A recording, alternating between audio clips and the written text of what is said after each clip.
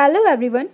Today we are going to start a new chapter, chapter 4 of history, tribals, Dikus and the vision of a golden age. इस chapter में हम tribals के बारे में पढ़ेंगे. डिकूज means outsiders, outsiders जो आपके ब्रिटिशर्स जो थे आउटसाइडर्स थे, and the vision of a golden age. इस चैप्टर में हम सबसे पहले पढ़ेंगे बिरसा, बिरसा मुंडा के बारे में. ये एक आदमी था, ओके, जो कौन से विलेज से था? छोटा नागपुर. छोटा नागपुर कहाँ पर है? झारखंड में. लोग, वहाँ के लोगों ने उसको भगवान का दर्जा दिया था, क्योंकि वो लोग मानते थे कि ये सब बीमारियों को क्या कर सकता है? ख़त्म कर सकता है. इसके पास पावर है कि ये बहुत अनाज की पैदावार कर सकता है. बिरसा मुंडा ने खुद को, Birsa Munda himself declare that God had appointed him.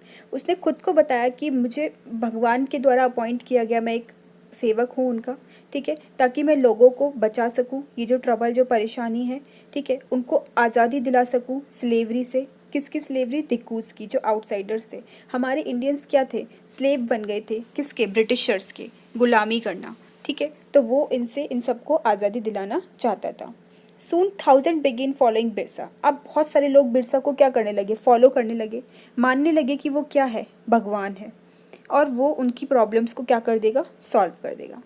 Birsa born हुआ था फैमिली से, मुंडास फैमिली से. ये एक ट्राइबल ग्रुप है जो कि छोटा नागपुर में रहते हैं, ठीक है. बट यही नहीं कि ये मुंडा रीजन के हैं तो यही लोग इन्हें फॉलो करते हो. इन्हें और भी ट्राइबल रीजन्स के लोग फॉलो करते थे, like Santhals, Oraons, okay. All of them in different ways were unhappy with the changes they were experiencing and the problem they were facing under British rule. सब लोगों को परेशानी हो रही थी, सब लोगों को प्रॉब्लम्स फेस करनी पड़ रही थी. किसके रूल के अंदर?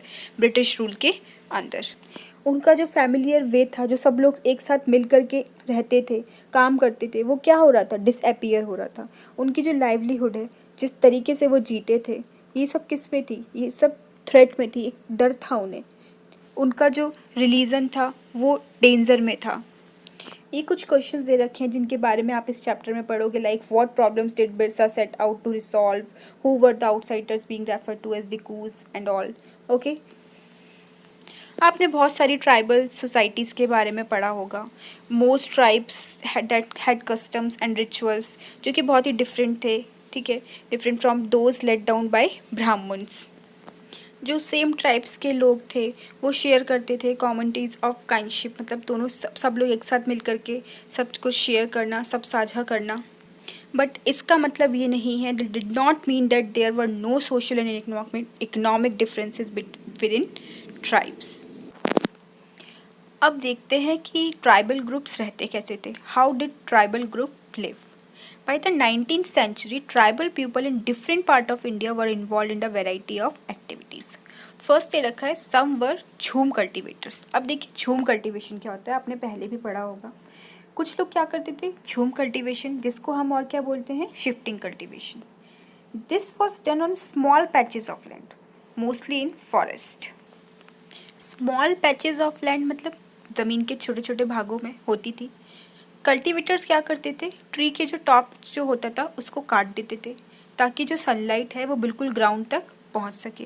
And burn the vegetation on the land to clear it for cultivation. और जो भी चीज़ें होती थी उसको जला देते थे ताकि बिल्कुल ज़मीन साफ़ हो जाए कल्टीवेशन करने के लिए. वो जो जला कर के जो राख जो होती थी, ऐश जो होती थी, उसको स्प्रेड कर देते थे, मतलब फैला देते थे, ठीक है. Which contain potash. उसको स्प्रेड कैसे करते थे? फ्रॉम द फायरिंग, जिसके अंदर क्या होता था? पोटाश होता था, ताकि जो मिट्टी जो है वो कैसी रहे? बिल्कुल फर्टिलाइज, मतलब बहुत उपजाऊ मिट्टी बने.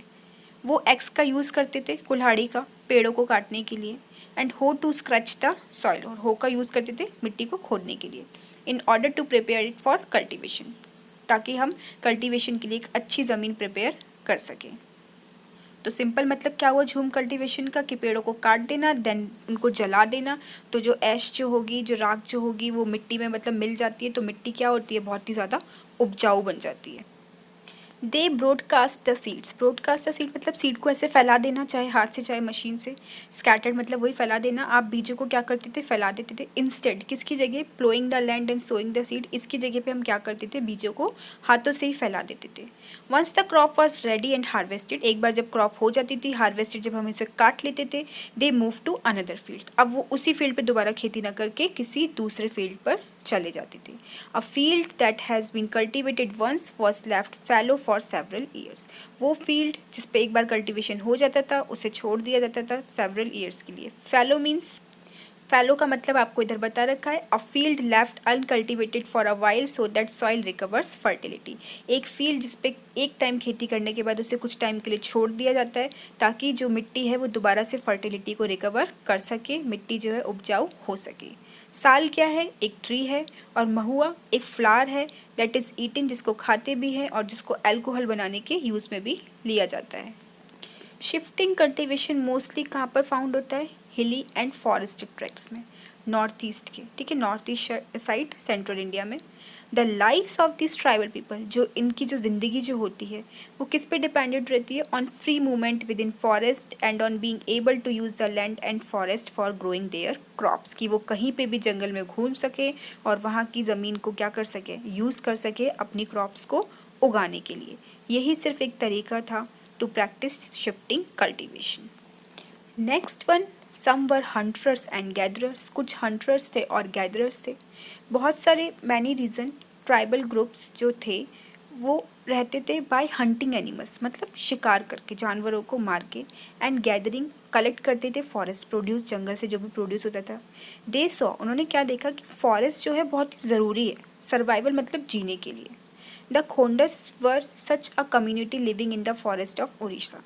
ये ट्राइबल कम्युनिटी बता रखी है जो कि कहाँ पर रहती है? उड़ीसा के जंगल में, Khonds. They regularly went out on collective hunts and then divided the meat amongst themselves. ये सब लोग झुंड में जाते थे, ठीक है, और वो करते थे शिकार, और फिर जो भी मिलता था मीट उसको आपस में बांट लेते थे। ये फ्रूट्स भी खाते थे और रूट्स भी कलेक्ट करते थे फॉरेस्ट की, उनको बनाते थे, कुक करते थे फूड को विद द ऑयल। कौन से ऑयल में वो खाना बनाते थे? They extracted from the seeds of sal and mahua. जो उसके जो बीज हैं साल के और महुआ के, उनके बीजों से वो तेल निकलता था, उस ऑयल में वो खाने को कुक करते थे।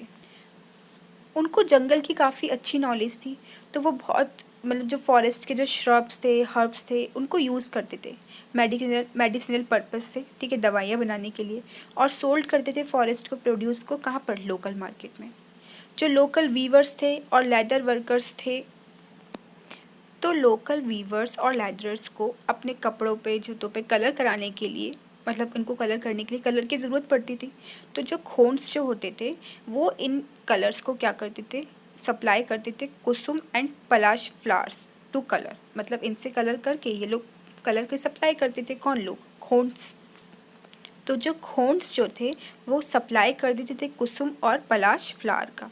तो इन ये जो फूल हैं इनसे क्या बनाए जाते थे? ऑर्गेनिक कलर्स बनाए जाते थे, जो होली के कलर्स के लिए भी यूज़ में लिए जाते हैं। अब देखिए, from where did these forest people get their supplies of rice and other grains. ये जो जंगलों में जो लोग रहते थे, इन्हें चावल और ग्रेन कहाँ से मिलते थे? तो पहले के टाइम पे क्या होता था? एक्सचेंज करते थे लोग, गुड्स बार्टर सिस्टम था, जिसको जो ज़रूरत होती थी वो एक्सचेंज कर लेता था। बट आज के टाइम पे ये जो भी अर्निंग कर लेते हैं थोड़ी बहुत, वो पैसा दे करके ये लोग ले लेते हैं। Some of them did odd jobs in the village. कुछ लोग क्या करते हैं? काम करते हैं गाँव में, जैसे क्या करना? लोड उठाना, ठीक है, रोड बनाना। और जो कुछ जो है वो क्या करते हैं? लेबरर होते हैं, ठीक है, फील्ड में, किसके? पीजेंट्स के और फार्मर्स के।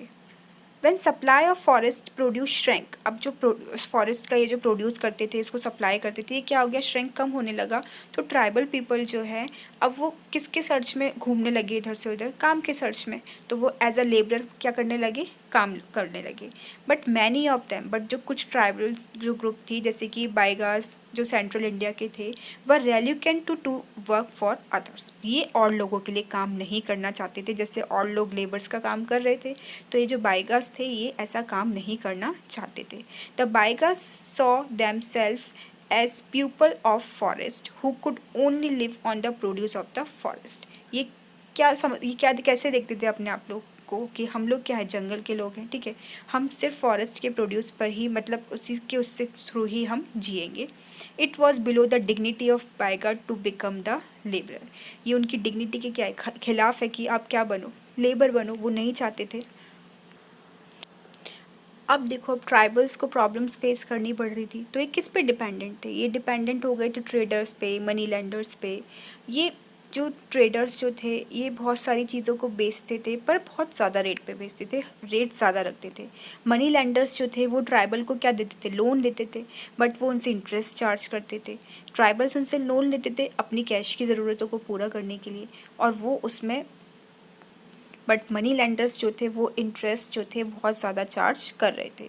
तो जो एक टाइप से देखा जाए तो जो ट्राइबल मार्केट था वो क्या हो रहा था, वो डेट मतलब आप जो उधारी में बिल्कुल डूब जाना, और उससे क्या हो रहा था फिर गरीबी। कुछ क्या थे, सम हर्डेड एनिमल्स, जानवरों को चराना, उनको पालना।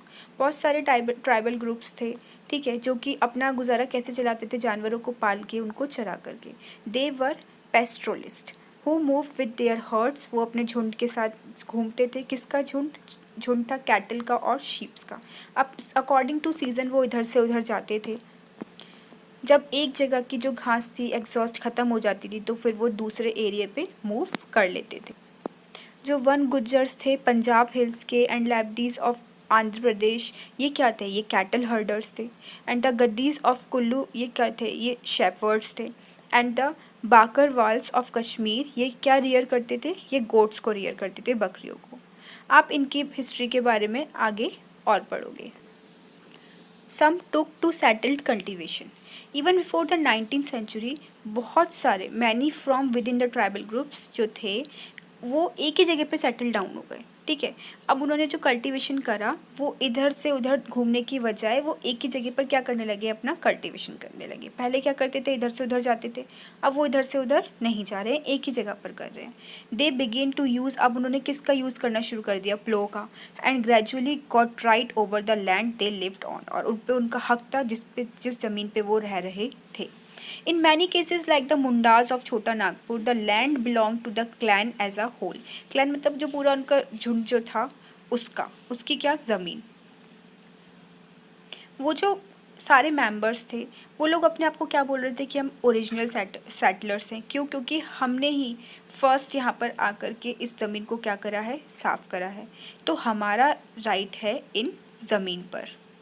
क्लैन के कुछ लोग क्या बन गए थे कि हमारे पास बहुत ज़्यादा पावर है, तो जिनके पास बहुत ज़्यादा पावर थी वो क्या बन गए कि हम चीफ हैं, हम बड़े हैं, और अदर लोग उन्हें क्या करने लगे, फॉलो करने लगे। अब जो पावरफुल लोग जो थे वो क्या करने लगे, अपनी ज़मीन को किराए पे देने लगे। खुद ना कल्टीवेशन करके उन लोगों ने अपनी ज़मीन को किराए पे दे दी। ब्रिटिश ऑफिशियल्स ने देखा कि मतलब ये लोग कैसे सेटल हो रहे हैं, ट्राइबल ग्रुप्स, ठीक है। इन्होंने देखा कि सेटल ट्राइबल ग्रुप्स जैसे कि गोंड्स हैं, संथाल्स हैं, ये ज़्यादा सिविलाइज्ड हैं। किसके कंपैरेटिवली, हंटर गैदरर्स और शिफ्टिंग कल्टीवेटर्स के थ्रू, जो कि कहाँ पर रहते थे, जंगलों में रहते थे। ओके, तो एक आपको इधर बता रखा है कि बेवार क्या होता है। बेवार जो टर्म यूज करा गया है एमपी में शिफ्टिंग कल्टीवेशन के लिए। ओके, तो आज हम इस चैप्टर में यहीं तक ही पढ़ते हैं। आगे का जो चैप्टर है वो हम नेक्स्ट वीडियो में कवर करेंगे। होप आपको मैंने जितना समझाया चैप्टर समझ में आया होगा। अगर आपको चैनल अच्छा लगे तो प्लीज़ चैनल को सब्सक्राइब कीजिएगा और अपने फ्रेंड्स के साथ शेयर कीजिएगा। Thank you for watching. Till then, bye bye, take care.